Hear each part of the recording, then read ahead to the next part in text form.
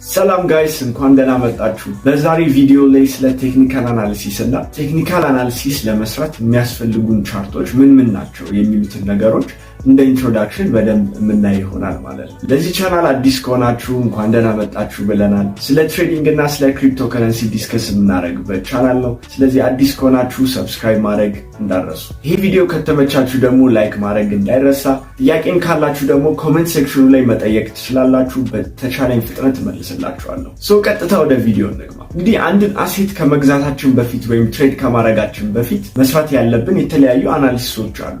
ከዛ ውስጥ መካከል አንደኛው ቴክኒካል አናሊሲስ ይባላል ወይም ደግሞ ቲኤ እንለዋለን። አሁን ይሄ ምን ማለት ነው ስንል ቴክኒካል አናሊሲስ ማለት የአንድን አሴት የበፊቱን የዋጋ ፐርፎርማንስ በማየት ወደፊት ምን ሊሆን ይችላል ብለን ምንሰራው የአናሊሲስ አይነት ነው ማለት ነው። ማለትም በዚህ ሂደት ውስጥ ያው ዳታ ነው የምናየው ማለት ነው። የምን ዳታ ነው?